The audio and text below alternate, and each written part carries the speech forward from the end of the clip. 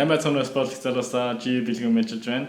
Энэ удаагийн видеогоор та бүхэндээ би дэглэн барьж байх үедээ булчингаа яаж аль болох их хэмжээгээр хадгалж хамгаалж үлдэх вэ гэдгийг талаар товч видео хийж бодлоо. Дэглэн барих буюу хоолоос авах энэ үед таны өдөртөө шатаасан калорийн хэмжээ, өдөртөө эзэн калорийн хэмжээгээс харьцангуй их гарна гэсэн үг юм. Өөрөөр хэлбэл таны нийтдээ та өдөртөө энергийн алдагдaltaй гарна.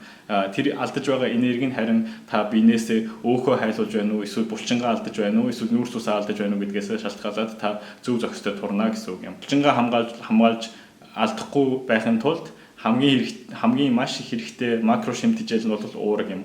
Ерөнхийдөө бол макро шимтгийлэн дотроо уураг, нүүрс ус, тос гэж 3 хуваагддаг. Бөгөөд би аль гурвуулангийнх нь гол онцлог болох үйлчлэгээний талаар тус-тусад видео хийсэн байгаа. Та бүхэн YouTube дээрээс монголоор буюу одоо кирилл үсгээр уураг гэж юу вэ, нүүрс ус гэж юу вэ, тос гэж юу вэ гэж хайх юм бол миний хийсэн видеонуудыг олох баха. Ерөнхийдөө дахиад автаад хэлэх юм бол хамгийн булчингаа алдахгүй байх хамгийн энэ процесс хамгийн чухал макро шимтгийл нь бол уураг бөгөөд уурагны гол үйлчлэгээнүүд нь болохоор уураг нь булчингийн гол бүтэц буюу одоо амино хүчлүүд нь булчинг үүсгдэг одоо барилгын материал гэсэн үг. Өмнөөс гадна булчинг нөхөн сэргээх үйлчилгээтэй тэрнээсээ гадна булчинг нурах буюу одоо булчин буцаагаад энерги болох катаболизм гэж яригддаг. Энэ үед уураг нь болохоор булчингаа хамгаална гэсэн үг. Энд хамгийн их чухал амино хүчил нь болохоор L-лойцин бөгөөд энэ нь BCA-д маш их хэмжээгээр агуулгддаг. Энэ нь болохоор яг булчингаа хамгаалж үлднэ гэсэн үг.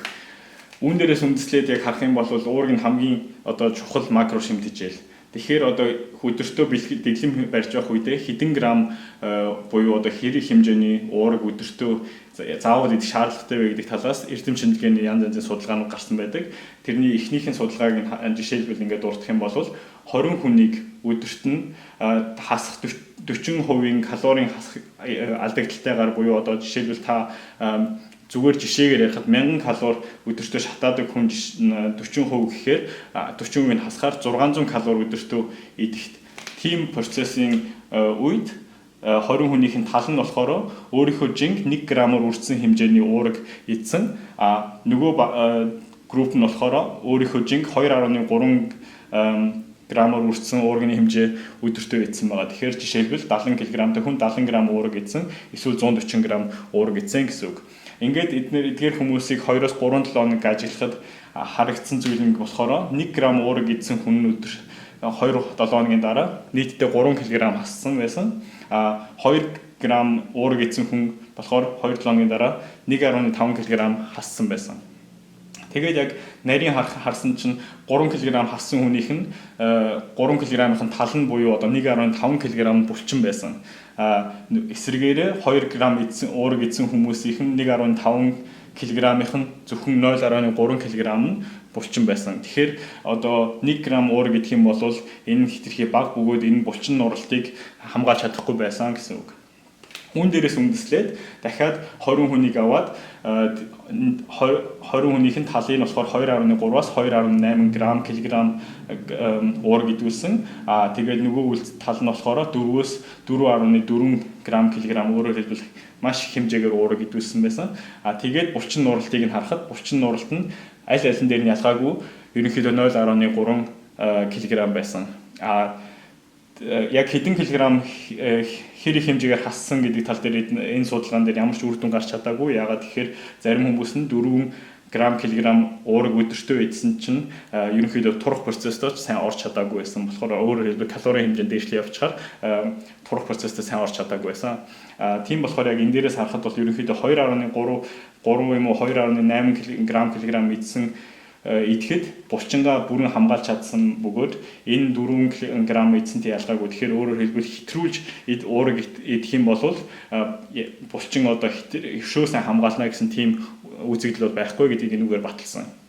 Үүн дээрээс үндэслээ дахиад нэг судалгаа гаргаад харахад эрдэмтэнүүдийн судалгааны үр дүн нь болохоор 4 сар хичнээн тамирчин байсан санахгүй байна. Ямар ч байсан 4 сар тодорхой хэмжээний тамирчдыг өдөрт нь 2.3-аас 3.3 кг уураг идүүлээд тэгээд 7 хоног болгон элэг бүр цусны шинжилгээ хийхэд эрүүл тамирчид 4 сарын дараа ямар ч элэг бүр цуснд ямар нэгэн сөрөг нөлөө гараагүй бүх юм эрүүл үлдсэн бөгөөд энэ үедээ зарим хүмүүс нь булчингаа маш сайн хадгалж үлдээд сайн турсан байсан. Зарим хүмүүс нь болохоор бараг өшөө жоохон булчингаа нэмсэн байсан.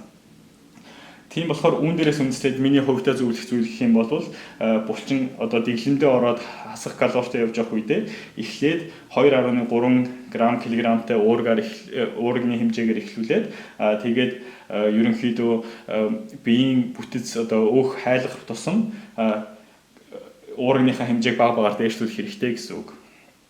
Тэгээд яагаад уурэг ерөнхийдөө бусад нөгөө хоёр макро шимт хичээлээ бодвол бас өшөө чухал зүйл вэ гэхээр уурэг нь тос болон нүүрс усыг бодвол илүү харьцангуй удаан таныг цатгалан байлгадаг. Цатгалан байлгаснараа танд бага стресс ялгарна. Одоо стресс буюу одоо стресс гормон гэж ярьдаг кортизон.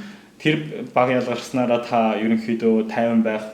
Хэрвээ кортизон ялгарх юм бол та хичнээн турж байгаа ч гэсэн та арьсандаа буюу биендээ илүүдл ус хадгалж эхлэх буюу ерөнхийдөө туурсах процесс нь жоохон төвөгтэй болно гэсэн үг.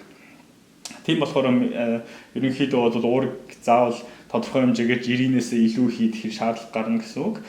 Тэгээд би одоо жишээлбэл энэ доор нэг жишээ хэлэхэд 70 кг-тай хүн дунджаар яг 2700 калори өдөртөө шатаадаг байлаа гэж бодоход 40% калорийн хасах алдагдлалтайгаар бодох юм бол 2700 калорийн 40%-ийг хасахаар нийтдээ 1700 калори өдөртөө идэх шаардлагатай болно. Тэгээд 70 кг-ыг 2.3-аар үржихээр 161 г уурэг. Өөрөөр хэлбэл 70 кг-тай хүн хэрвээ турыг гэж бодож байгаа бол 161 г уурэг өдөртөө идэх шаардлагатай болно. 161 г уурэг нь болохоор 644 калори гэсэн үг.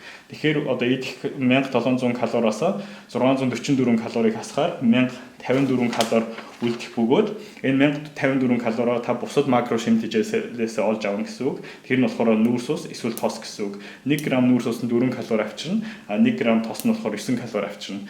Яг энэ нүүрс ус болон тосыг ерөнхийдөө 50-50%-аар олж авъя гэх юм бол энэ 125 г нүүрс ус 61 г тос байх болно гэсэн үг.